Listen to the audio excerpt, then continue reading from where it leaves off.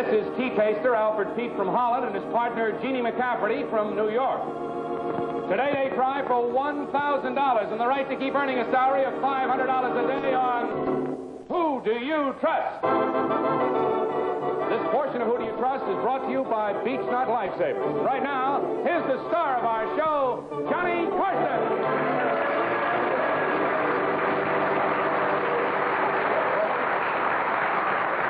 Thank you very much. All right, tonight. Hey, it's the fall season in New York. The audiences are wild. Thank you for coming today. And, Ed, who's first to lead We're off? all set. We have Lola Mason from right here in Manhattan. Yeah. And Louie Bod from the Bronx. Well, hi, Lola.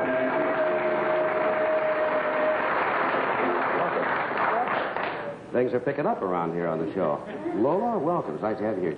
Louie, do you mind if we talk to Lola first? No, not at all, Johnny. Uh-huh. Are you married, Lola? No, I'm not. I hope to be someday. In the meantime, I'm just working until I can get married and have lots and lots of babies. Is that right? You get married and have lots of babies? Yeah. Well, that's a good project. You engaged? Do you have a boyfriend or anything? Well, I have a fellow in mind, Johnny, but he doesn't know about it yet. He doesn't know about what? That you want to get married or about the lots of babies? Both. Both? Huh? Lola, what do you do for a living? You said you were. I'm an actress, Johnny, but in between acting parts, I do a lot of modeling.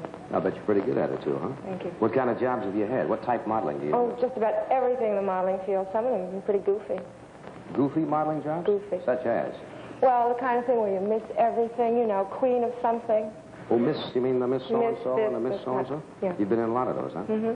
I knew a girl back in the Midwest. She was Miss Merchant Marine. Oh, really? And then her cargo shifted or something, and she was out of the contest. What are some of the Miss somethings you've been? Well, I was Miss Rough Rider for ABC. That was plugging the new Rough Rider series. Uh-huh. I was Miss Pitted Prune. I won that title last year.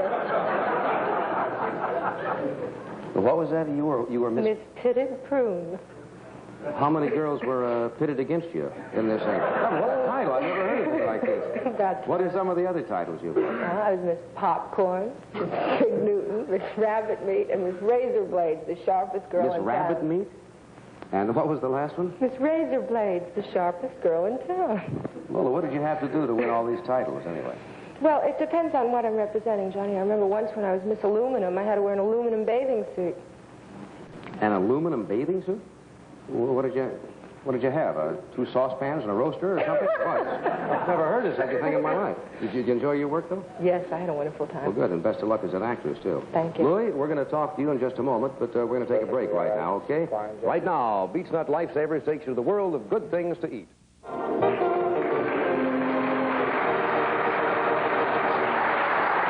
Louie, what type of work do you do, Louis? I'm a chiropractor, Johnny. How long have you been a chiropractor? Oh, I had a bad back for a period of 7 years. I became interested in chiropractic, went to one. Then I took up the study of chiropractic. Oh, I see. Now, chiropractic, if I'm right, that's where you manipulate the spine, isn't it? That's right, and you find that you manipulate very successfully in many ailments. Oh, I see. Are you married, Louis? I am. I'm married for 9 years. How did you meet your wife? Oh, she was a friend of the family visiting my mother, and then I happened to come along. I took her home. On the way home, I started selling chiropractic. Naturally, I had something to sell, so she had something to buy. She seemed interested, and she started flirting about it, or about me, something.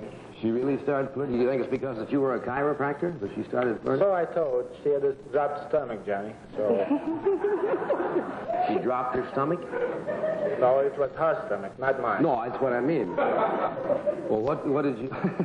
Instead of a handkerchief, she dropped her stomach. That's a great way to flirt, but what did you do? You misunderstand, sir. I probably did. It's just an ailment commonly known in common parlance. Yeah. And technically known as stasis. Stasis, huh? Right. What did you do for her dropped stomach? Well, I went to her apartment and... Yeah? Well, believe it or not, I did gave her an adjustment of the spine or the stomach. 6 months later, we became married. 6 months later, you were married. I would hope so. Successful adjustment. Well, tell me this. Now, this must keep you pretty busy. Do you have any time for hobbies or anything? No, Johnny, I don't. Between my chiropractic work and my other job, I'm quite busy. You have another job besides? Yes, sir. What is the other job? Just a butcher. A butcher. A butcher? Now, during the day, you're a butcher, is that right? That's right. 9 to 6, I am a butcher. The rest of the time is mine, and I do as I please. Mostly chiropractic, then. Now, you're a real butcher in a meat That's store, right. huh? I'm working for the Hershey's Market, 183rd and St. Nicholas Avenue, Yeah. Washington Heights. How do you combine being a butcher and a chiropractor? Well, anytime I have no meats to cut, I manipulate spines, Johnny. Well, you treat patients in their home or what? Yes, I call out to their homes. Uh-huh. Right. Don't they lose a little confidence when they look outside and see you driving up in a meat truck? Well, I never use a meat truck, Johnny. Uh-huh. You like being a butcher? No, I hate it. I hated it from the first day I was in it. You hated it from the first day? That's right. How long have you been a butcher? 30 years. 30 years? How long have you been a chiropractor? 17 odd years, Johnny. There certainly have been, haven't they? 17 odd years. Tell me this, do you plan to continue in both jobs? Well, until the chiropractic can support me, I will continue in it. Hey, great. Do you remember when you treated your first patient? Yes, Johnny, I do. Oh. A friend of mine. And, Yeah. Well, I was studying chiropractic. He knew it, so he came up to me one day. Do you have anything? Do you know anything good for liver? So. What'd you say, onions? Goes great Liver? together. No, just liver. Did you treat him? Yes. After I asked him to sign a release that he knows that I'm a student, Yeah. so he shouldn't hold me for And it. you did work on him, huh? How is he? Is he still around? Well, I treated him in the Bronx 17 odd years ago, and he's still there. He hasn't moved since. Oh, not that way. No, yeah, I know what you mean. He's still... It's like this, standing in the Bronx. He goes to business every day, Jack. Does being in the butcher shop help with your chiropractic, do you feel, Louie? Certainly does. In what way? Not only me, but the world, too. No, what I mean is, does your other job, butcher, help you Yes, as a... my butcher. He helps me as well as the world, I say, for the simple reason that I have discovered the morphological cause of non-pathologic high blood pressure and other diseases. Is that right? That's right. Yeah, that sounds very impressive. Sounds like you enjoy both of your jobs, huh? I do, to a great extent, sir. Do you ever practice down at the butchery shop? Yes, sometimes I take a spring lamb and adjust it for a new technique. Yes. You take a lamb and... Yeah, lay it down on the block, just as I would a patient on an adjusting table, and I manipulate him. Do you ever... Spinal column of the lamb. Do you ever adjust a patient and then wrap him up in brown paper by mistake? I never done that yet. Not but yet. I might. Louie, it's nice to have you with us. It sounds like you enjoy your work. Lola, thanks for stopping by. And in just a moment, 1 minute, we'll play Who Do You Trust?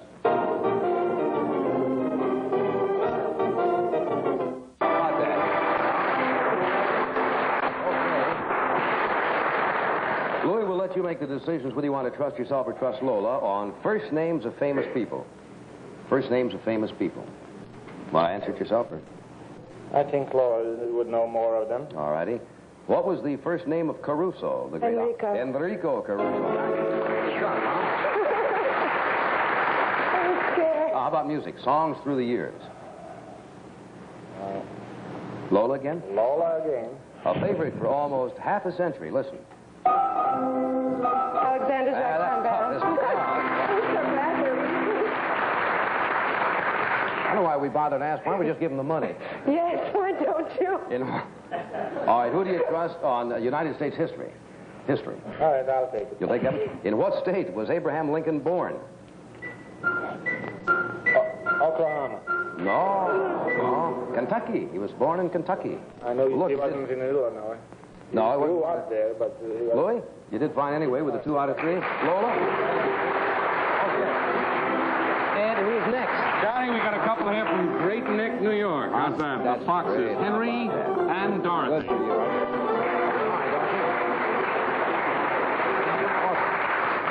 Great Neck, right? That's Right. Nice to have you with us today. Thank Thank you you. to be here. Dorothy, how long have you been married? 8.5 years.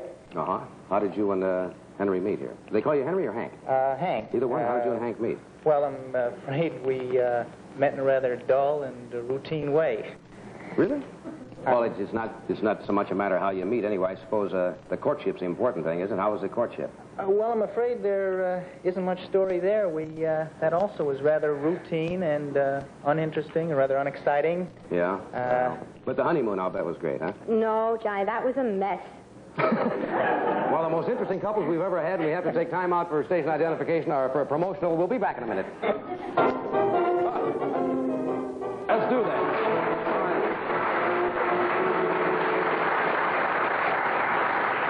Where were we? We were at a mess. You were at a mess. You said your honeymoon was a mess, Dorothy. What did you mean? Well, I thought I had made the reservations for the honeymoon, and I thought that he had made the reservations for the honeymoon. We had no place to stay, and it was awful. I just wouldn't want to do that again. I don't blame you anyway. Can we have a flat tire on the first night of the honeymoon? We certainly That's all did. you need. We certainly did. That's all you need. I mean, the automobile. Yeah, well, I didn't think it was you. You have any children, Dorothy? Yes, we have 2 daughters, Janie 7 and Nancy 3. Good. Hank, what do you do for a living? Well, I work for a firm called Good Weather Incorporated. Is this legit? Good Weather Incorporated? Yes, it's. I founded the firm, and I made myself president. That's good thinking right there. We insure the weather. What do you mean you insure the weather? Well, if you were going away... Weather insurance, you mean? That's right. How does this work? Well, if you were going away on a 2-week vacation, we'd issue you a policy guaranteeing you good weather.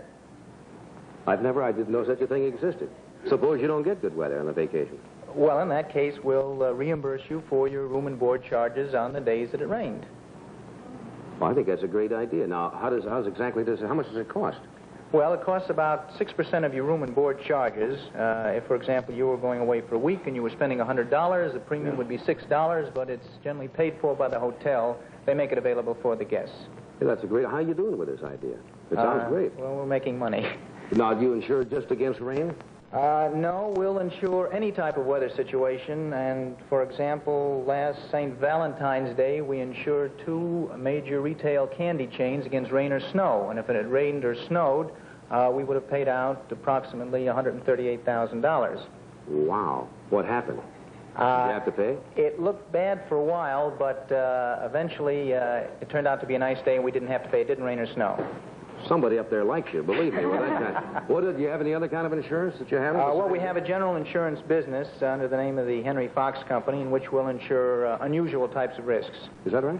What kind of unusual types of risks? Well, we've insured an actor's wardrobe, and recently we were asked to issue a policy on behalf of the Dionne quintuplets in the event that the quintuplets would have quintuplets. Who took that out? Their husbands? I would think. This sounds like a fascinating thing. Are you located here in New York? In New York. Well, the next time I'm heading for a picnic or something, I'll take out some weather insurance. We'll be glad How about to. a fishing trip? Can you get it on a fishing trip? Anything for money. I'll see you. It's nice to have you with us today, and in just a moment we'll play Who Do You Trust for $500, okay? Right now, it's a shame that this show isn't in color. We're not too sure that it's even in black and white, but that's not your problem. It's too bad it isn't in color, because here is a dessert that is as good to look at as it is to taste. This is pineapple strawberry pudding. Now, this is another terrific busy day dessert made with our old favorite Jell-O instant pudding. Remember, it's quick to make, and it's just great. Let me show you how easy it is. Positively no cooking, as you know, and it's ready in minutes. You simply pour 2 cups of cold milk into a bowl and add 1 package of strawberry Jell-O. Strawberry Jell-O instant pudding. Don't put the cellophane wrapper in. It makes it a little gummy. Then you add just a dash of salt, and you beat just until it's well blended. It takes you about a minute. Now, after you've done that, you simply add 1 cup. If you have a cup in the house, add that. It doesn't make it. Add 1 cup of crushed pineapple, which has been well drained. Like that. Now, you don't mix that, do you? No, you just add that in there like that. Now what you do, you alternate layers of the pudding. You don't add the pineapple. I shouldn't have added the pineapple. What you do... You don't add the pineapple, friends. That's in bad taste. You just... You alternate layers of the pudding with the pineapple in the sherbet glasses. So don't put the pineapple in. That stays to one side. And then when you finish, you can top it off with whipped cream. And there you have it. It looks great. Not like I made it, but it does look great. And it'll taste even better. It's another great busy day dessert made in minutes with wonderful Jell-O instant pudding. Get some for my sake next time you shop.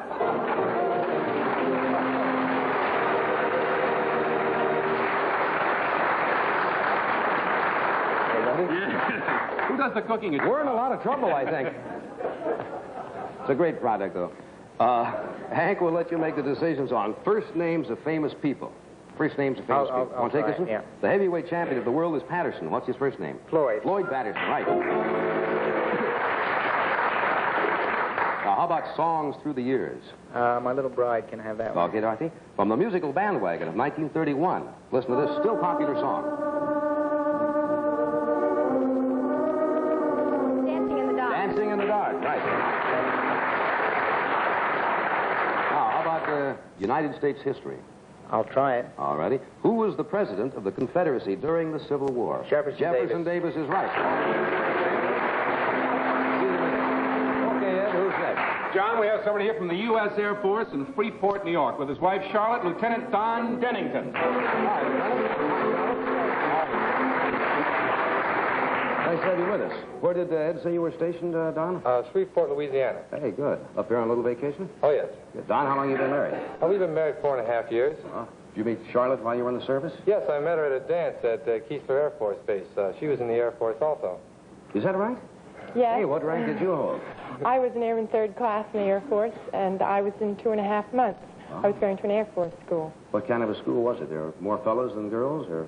Yes, there were 7 girls and 30,000 men. Wow, what great odds. What kind of a school was this? It was a radar school.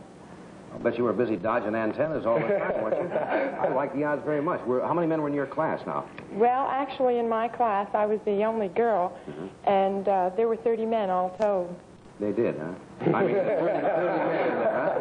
Now, that's quite a compliment, Don, that she picked you out of her choice of 30,000 fellas. How much later were you married after you met? Well, I met her and proposed to her and married her all in 4 months. That's pretty quick work, even in the service. How come you got married so quickly? Well, I kept my wife up until about midnight every night. So they thought it better to get married. Charlotte, did you have to get special permission while you were in the service to marry Don? Well, yes, I did. I had to ask my commanding officer. And I went to her and said that I'd like to get married, and she looked at me and she said, "I think you're nuts," but she gave me the permission. Commanding officers are all the same, I guess. Where did you go on your honeymoon now? Did you have much of a honeymoon? We didn't have a honeymoon. I only had a 48-hour pass. My husband and I got back to the base about 3 o'clock in the morning, and I got a penalty for staying out with him. Are you serious? On your honeymoon, you got a penalty for staying out? What was the penalty? I certainly did. I had to wash all the windows in the barracks the next morning.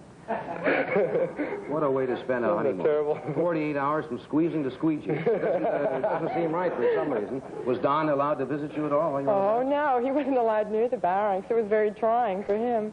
I imagine it was. Don, you seem to have a very happy... As long as he keeps trying, that's the main thing. Don, you seem to have had a very happy marriage. You have any children? Oh, yes, we have 2 lovely little daughters, C and Margaret. Hey, great. Don, what would you do if you won $500? Well, we've been nursing an old 1954 for the last couple of years. We might trade it in something a little bit newer. Trade it in and get a new heap, huh? Yeah, that's about it. Nice to have you with us today. In just a moment, we'll play Who Do You Trust? Don, you outrank your wife here, so we'll let you make the decisions. First names of famous people. What do you want to do with this I'd one? trust Charles on that one. All right, what is the first name of the noted American author Hemingway?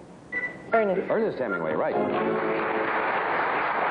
right. Songs through the years. I'll take that You'll one, take that Johnny. one? All right, John plays a song that's been around for a long time. Listen.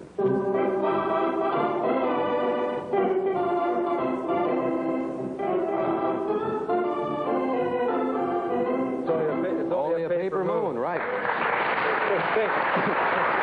Okay, how about United States history? I'll try that one, Johnny. All right, which of the 48 states was once recognized by the U.S. as a republic in its own right? Texas. Republic of Texas, right. Don, we'll see you in just a moment. Charles, thank you so much. Okay, Ed, we have a tie. Johnny. That's your tiebreaker. We have a tie between the Foxes and Don Dennington and his wife, so in case of a tie, we'll ask just the gentleman to step up to the board. Write your answer on the board, fellas. Here is the question. In what year was the great composer... In what year was the great composer... You got to go down and get him fitted. You can't get him by mail. In what year was the great composer Mozart born? What year was Mozart born?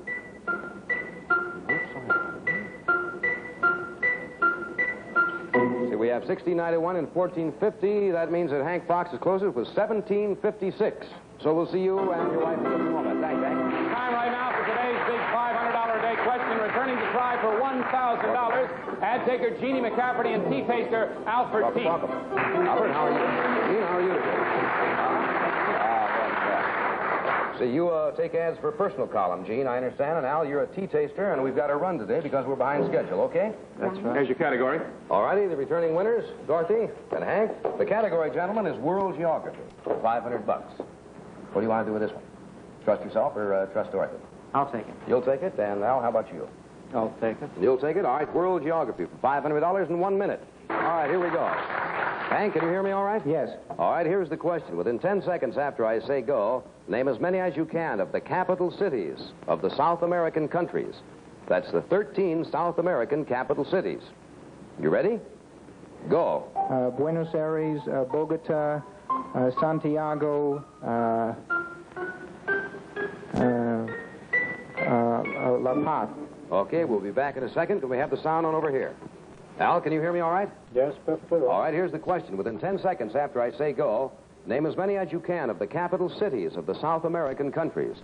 That's the 13 South American capital cities. Are you ready? Go. Rio de Janeiro, Santiago,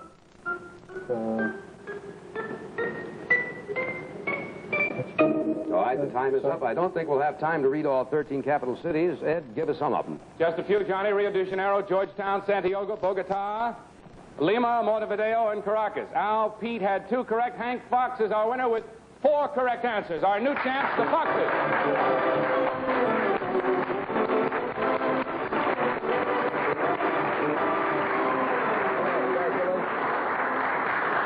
You must have taken out some quiz show insurance today, huh? I'll take it out tomorrow.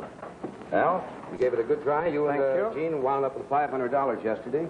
Enjoyed having you with us, and we'll see you tomorrow, right? Thanks for being with us, everybody. See you tomorrow at the same time.